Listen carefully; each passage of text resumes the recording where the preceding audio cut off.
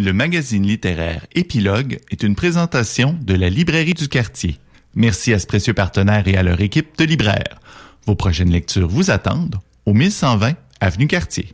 Et parlant de livres, tiens, quel hasard, on va parler d'un roman sans rien de Antoine Charbonneau de Mers. Voilà. Ces fameux noms à peinture. On devine sa génération. Antoine Charbonneau de Mers. Qui est encore un tout jeune auteur, mais oui, il y a déjà 4 parutions de romans pour adultes. Donc, il y a Coco, qui lui avait valu en 2016, j'ai dit 2018 en introduction, c'est 2016, le prix Robert Clich remis au premier roman. Ensuite, Good Boy en 2018, qui avait aussi vécu une belle vie, qui avait été vendu en France. Donc, il avait remporté là-bas un prix du meilleur roman gay. Daddy, qui l'a écrit pendant la pandémie, et qu'il avait diffusé de manière un peu dans l'urgence. Dans l'urgence, oui. Il avait commencé par le diffuser en PDF là, sur une plateforme en disant faut que ça sorte maintenant. Son éditeur avait dit là on peut pas le sortir tout de suite, on a des calendriers et tout, mais lui il avait fini par le sortir et finalement il est paru en papier. Daddy, qui était un roman, c'est ça, dans Good Boy, on était vraiment dans une dynamique de jeunes garçons qui aimaient un peu les hommes plus matures. Qui arrive en ville aussi, je crois. Qui arrive en ville. C'était toujours, c'est ça. Et là, on va arriver dans l'univers d'Antoine Charbonneau de Mers, où il est toujours un peu le personnage. Lui-même a un persona un peu aussi sur les médias sociaux. Je recommanderais pas à tout le monde d'aller voir son Instagram, mais que je n'ai jamais vu, peut-être nous indiquer un peu. C'est beaucoup de contenu cru. En même temps, c'est un auteur, donc il a visiblement une vraie vie littéraire, mais aussi une vie charnelle. Il aime ça, se mettre en scène. Moi, quelque part, il me fait un peu penser à Nelly Arcan à certains moments, dans cette façon de devenir un peu son propre personnage, voilà, donc dans ses histoires. Et plus on chemine dans ses livres, plus la frontière entre le réel et le fictionnel devient floue. Dans Good Boy, c'était visiblement quelqu'un proche de lui qui était dans cette histoire. On le voit beaucoup en bobette, oui. Mais c'est ça. Donc, après ça, dans Daddy, il était devenu le personnage qui s'appelait à ce moment-là Antoine. Donc, on était encore dans cette dynamique de jeune homme qui aime les daddies. Et là, avec Roman sans rien, c'est quelque chose qu'on va retrouver aussi. Donc, il y a toujours cette question de frontière entre qu'est-ce qui est vraiment lui, qu'est-ce qui n'est pas lui. Encore une fois, dans ce roman-là, il va y avoir un personnage qui s'appelle Antoine, qui a littérairement la même vie que lui. Donc, on ne sait plus trop où commence et où se termine la réalité. C'est ça qui est un peu confrontant. Quand je vous disais au début que c'était une lecture un peu malaisante et étrange.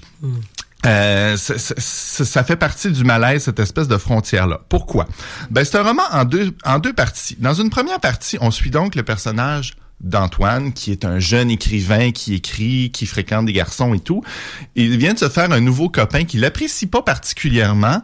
C'est ça, mais c'est son nouveau copain. On dirait qu'il veut l'aimer, mais il ne correspond pas à ses standards habituels. Donc, il est plus jeune, il est moins homme, et voilà. Donc, mais lui, il lui fait lire ses livres, et puis à un moment donné, il lui fait ce commentaire: tu t'imagines beaucoup trop dans tes livres, t'en rajoutes beaucoup trop, tu devrais faire un roman sans rien, donc c'est-à-dire un roman où tu ne te contentes que de raconter la réalité. Et là, lui, il va partir avec ça, puis réfléchir à ce thème-là. Donc, mais là, en même temps, il dit, j'imagine. Puis là, il dit, tu mets toujours les autres, tu vas les histoires des autres pour en faire tes romans. Mais il dit, oui, mais c'est pas l'histoire nécessairement que des autres, c'est aussi mon histoire à moi. C'est le vrai monde de Michel Tremblay. C'est ça, mais c'est aussi mon histoire à moi. C'est moi qui est le personnage principal là-dedans. Donc, il part avec ça, puis là, ça le tire le pied un peu. Il va commencer à écrire. Et là, il dit, je ne raconte que des faits. Et là, dans cette première partie-là, donc on va suivre Antoine qui, à ce moment-là, part en voyage en Europe. Il vient de lancer son 2e roman. Et là, il va vouloir aller participer à certaines activités littéraires et aussi en profiter pour rencontrer des hommes qu'il a connus, sur lesquels il fantasme, qu'il idéalise beaucoup. Et là, ça va être une cascade de rencontres avec ces hommes-là aux 4 coins de l'Europe. Il va aller à Paris, il va aller dans le sud de la France, il va aller en Belgique, il va aller en Allemagne. Et toujours un peu des rencontres ou qui seront pas à la hauteur de ses attentes. Il va être déçu. C'est toujours des hommes qui l'imaginent flamboyant, majestueux, très très sûr d'eux. Tu sais, le personnage du daddy un peu sûr de lui, qui est riche, qui a tout dans la vie et ainsi de suite. Mais chaque fois, il va être un peu déçu parce qu'il va y arriver.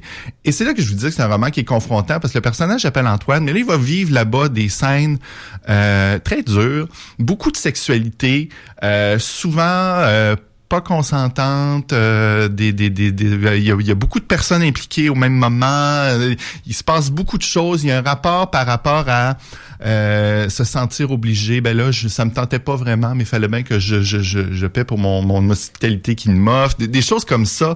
Et là, il est dans cette espèce de dimension-là où on espère, en tout cas, ben c'est ça, puis on dit... Il y a un des personnages à un moment donné qui dit il parle en parlant de son ancien roman, il dit mon Dieu, t'as vécu tout ça. En parlant de Good Boy. En parlant de Good Boy, puis là en disant mon Dieu, c'est tellement dur, qu'est-ce qui t'est arrivé. Mais on n'est pas dans la prostitution, le Good Boy. Non, on est dans la quête. Oui, c'est ça.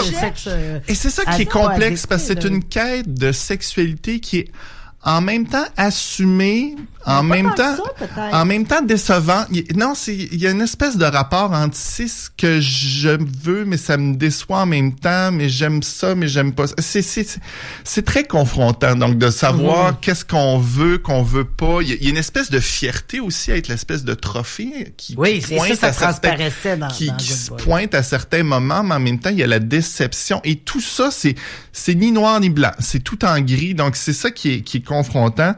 Peut-être plus pour des personnes homosexuelles qui liraient ça, parce que c'est un pattern qu'on voit ces jeunes garçons qui... désirés dans Good Boy. C'est ça.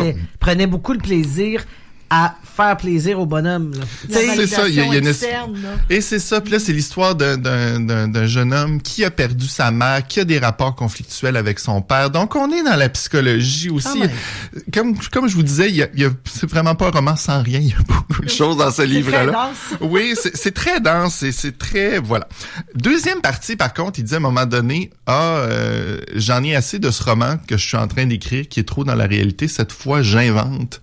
Et je recommence. Fait qu'il recommence une deuxième partie de livre où cette fois-là, encore une fois, là, on est dans un alter ego de lui. C'est encore une fois un jeune écrivain, toujours l'archétype du twink. Je sais pas si vous connaissez ce mot-là. C'est vraiment le jeune homme très mince, très enfantin, androgyne un peu, très fluet, qui va aimer des hommes matures plus âgés. Et là, dans cette deuxième partie-là, on va suivre l'histoire de Paris Dulove, qui est un peu son alter ego. C'est un écrivain et lui, encore une fois, va chercher à avoir une relation avec un homme mature qui est un écrivain de livres de croissance personnelle, qui est immensément riche, qui habite à New York. Mais là, il va y avoir un autre twink d'Internet qui commence à écrire à Paris Dulove pour lui faire des menaces en lui disant le dernier roman que tu as publié où il raconte une aventure qu'il a eue avec un riche agent d'immobilier mature avec qui il a passé du temps. Là, il commence à dire mais c'est mon histoire que tu as volée. Donc, un livre où il y a énormément beaucoup de sexualité très crue. Il y a des choses très qui sont on est dans la violence un peu sexuelle. Par contre, c'est ça, il y a aussi toute cette dimension dans le livre où qu'est-ce qui est vrai, qu'est-ce qui est pas vrai, qu'est-ce qui est la fiction, qu'est-ce qui est la pas fiction. Et ça se décline en plusieurs tableaux. Donc, il y a le vrai Antoine Charbonneau-Demers à qui on se demande, est-ce que ce qui est arrivé dans ce livre-là, ça lui est tout arrivé pour de vrai? Pour de vrai, on espère que non, parce qu'il y a certaines choses qu'on fait comme, mon Dieu, prends soin de toi, puis tu mérites mieux. Mais c'est ça, c'est ce genre de choses qui arrivent. Donc, un roman très quand même cru. Ouais. Il y a aussi la dimension par rapport au fictif et au réel. Il y a cette réelle comme réflexion dans le roman. Mais qu'est-ce que j'ai le droit jeu littéraire avant tout. Ben c'est ça, mais qu'est-ce que j'ai le droit de voler aux personnages que j'ai côtoyés dans ma vie? Qu'est-ce que j'ai le droit d'écrire dans un livre? Qu'est-ce qui est vrai? Qu'est-ce qui est faux? Où commence le réel? Ou comment c'est ça. Donc il y a énormément de choses dans ce livre-là. On le termine. Il y a la fin qui est un peu rapide, mais en dehors de ça, dans ces autres livres, parfois, je trouvais qu'il y avait justement des moments d'imagination un peu fantasmiques qui étaient plus durs à suivre. Là, il y avait parfois des moments littéraires. Là, on est plus dans de l'écriture qui se lit bien, qui se comprend, mais un livre immensément plus confrontant que ces derniers, justement parce qu'on on rend la frontière entre le réel et le fictif tellement proche dans celui-là que c'en est confrontant. C'est un roman très intéressant quand même. J'ai lu ça avec beaucoup d'intérêt. T'étais satisfait de ta lecture? Parce que comme tu disais, tu sais, c'est un peu méta, puis le fait que tu joues toujours en... Tu sais, il n'y a pas de frontière entre l'image, la réalité. C'est pas seulement confrontant, à un moment donné, c'est insatisfaisant parce que t'as pas l'impression que ça se termine. As-tu trouvé ça ou toi, t'as dit, ça fait sens? Ben, tout fait sens quand même. Il y a des portes ouvertes à la fin, mais c'est ça. C'est pas cette histoire-là n'est pas achevée. On le sait que il va nous revenir avec un autre livre. Et c'est pas tant l'histoire du roman finalement qui est intéressante que cette place qu'elle va prendre dans son monument littéraire finalement là et dans sa psychanalyse qui nous fait par littérature. Il y a beaucoup de choses, mais c'est ça reste une lecture confrontant. Et là, on n'a pas parlé en plus là, de plein d'autres angles dont on pourrait parler. C'est cette quête-là de chez les homosexuels parfois de chercher tout ce qui est le bling-bling qui paraît. Puis ce qui est important, c'est la richesse, puis le mode de vie, puis la présence de la drogue beaucoup, puis le party, puis de ces relations interchangeables, de ces espèces d'archétypes où il faut être, qu'on mélange le monde finalement parce que tout le monde est tellement pareil dans sa petite... Il y a beaucoup de choses dans ce livre-là, vraiment. Pour les gens de la communauté gay, ça risque d'être encore plus intéressant, mais c'est ça un roman quand même qui va rejoindre d'autres publics parce que oui, on est dans le consentement, dans les relations, dans ce qu'on recherche, dans la sexualité. C'est rare qu'on lit au Québec des romans où la sexualité est aussi crue. Donc, il y a beaucoup de choses quand même dans ce roman Sans rien de Antoine Charbonneau-Demers. C'est ça, je sais pas si ça va rejoindre. Et c'est ça, au dos de son livre, c'est ça, il dit qu'il voulait...